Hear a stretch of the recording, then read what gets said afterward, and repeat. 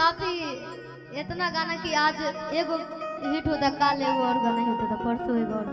तो ये तो अच्छी बात है ना कि आपको लोग इतना प्यार और मोहब्बत दे रहे हैं।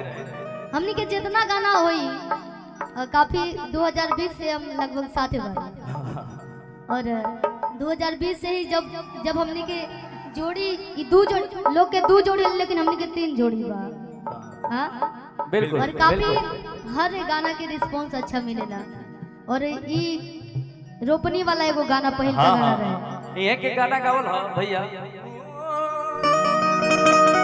अरे की हमके दुल्हन बना लो ना ता बड़ी अच्छा गीत गोले बाड़ी और आप सब हर एक गीत के बहुत ही प्यार आशीर्वाद दे बाड़ी। लेकिन खाली हम अकेले नाम ले लिया भैया आप सबके, अरे आपके वजह से आप सबके। और काफी अच्छा और बहुत कुछ सीखने के मिलेला अंकुश भैया से। अरे नहीं, ये आपका बड़प्पन है। खुश नसीब समझने की अब कम से कम हम अंकुश भैया के साथ में गाना गा रहे हैं, राजा भैया के साथ में। ये आपका और बड़प्पन। आप लोग गवाए, मुझे बहुत अच्छा लगा और काफी कोशिश करें नहीं कि गावे के। नहीं वाकई आप काफी अच्छा गावे नहीं, और जो लोग अच्छा गावेला ओकरा के कहे के चाहिए। और इनमें कोनो शक नहीं के, कोनो दुमत नहीं के कि आप एक बहुत ही अच्छी और सुरीली गायिका है। आइए।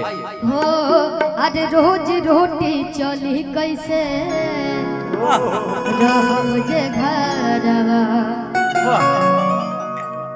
कि रोज रोटी चली कैसे रहब जे घर में, कि राजा जी कमाए जाई कवनो शहर में, कि बात मानिए बात मानी चले जाइए पिया, कि कहरे काला नौकरिया, बात मानिए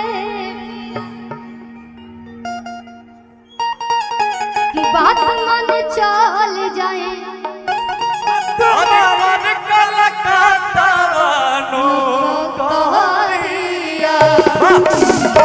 इतना बात सुन के आप सबके भाई कहला कि हमके फसाली बंगलिया हो, कि हमके फसाली बंगलिया हो, बाबा अजाहिब ना पुरुबुरिया, हमके फसाली बंगलिया हो, अजाहिब ना पुरुबुरिया, रोटी रोटी चली कैसे रहब जे घर, राजा जी कमाए जैती कवनो शहर में, रोटी चली कैसे रहब जे घर, राजा जी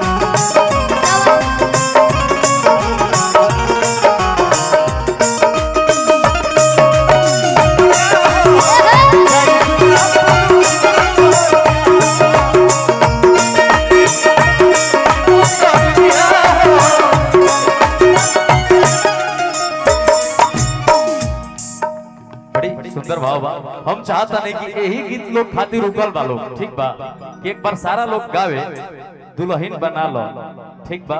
तो हम चाहता नहीं कि शिल्पी जी और हमने के बड़े लोग का भाई 1 2 3 4 5 6 7 8 लोग बा है ना। आवा लोग भाई इन्हें इधर आइए, इधर आइए। एक साइड राजा भैया तू हो जाता नहीं, एक साइड हम हो जाए, बीच में हम लोग हो जाओ। आओ आओ भाई। Hello hello hello hello. अरे यार तुम उधर कहाँ जा रहे हो भाई? उस साइड एकदम बीच में है लोग। हम नहीं लेके जाए। अरे हाथ और तुम मुड़ी धरे लगला। अरे हाला करे लोग। अरे रुको रुको रुको रुको लो। अरे रुको लोग भाई, हाला करियो। छुआ छुअन तुम नहीं भाई, पहले इधर रहो। आइए अभी मैंने ऑयली लोग लगलो हाथ गोड़ धरे। बाबू परिचय करा रहे हैं। पगला प्रेमी हो क्या यार? परिचय कराओ तानी पगला। हां परिचय करावे दे। माने परिचय करावे के हाथ गोड़ा मुड़ी थोड़े धइल जाला। ऐसे दूर से बोल दो कि भाई तिनकर हई नाम हो, हई करे ले। अब है ना। हां बा अब लगबा माने धरे भर की का मतलब भाई? भैया देखो हम ई बात ऐसे कहता नहीं भाई, हमरा कोनो दिक्कत नहीं खे, लेकिन हम ऐसे कहता नहीं कि अंकुश राजा सब लोग जाने ला कि दो भाई बड़े लोग, लेकिन ये बहुत कम लोग जाने ला कि दोनों में बड़ के और छोट के हम। तो हम बताओ तो अच्छा जाना थोड़ा लोग, तो यही से नु कहता नहीं हाथ धरा तो भौंसुर नु लग जाए भाई, इसको ये अलाउ नहीं है। हम माने देखो भाई, हम तो माने कि ये 8 लोग के संभाल ले, माने सुख भूखल बड़े ना नु भाई ना ना, हम ताकत से नहीं कहती बात, दिमाग से ही बात करते। बिना हमारा के ना हो बुआ। अच्छा अच्छा चलिए बातचीत तो होत रही। एगो बड़े ही सुंदर भाव बोले रहनी जा हमने के जोना के आप सब बहुत मोहब्बत दे रहने। पत्नी घर में बाड़ी और उनकर पति देव भी घरे में बाड़े। पत्नी कहा ताड़ी कि ए राजा तू ऐसे घर में रह तो हमने के खर्चा कैसे चली? पेट के सवाल बा, तोहरा तो बाहर निकले के पड़ी कमाए खातिर। तो पति कहा तारे कि ना हो, हम तो तोहरा के छोड़ के कहीं ना जाए, हम तो तोहरे भी रह। इतना बात सुन के पत्नी अपने पति देव से देखी कहली कहा भाव बा,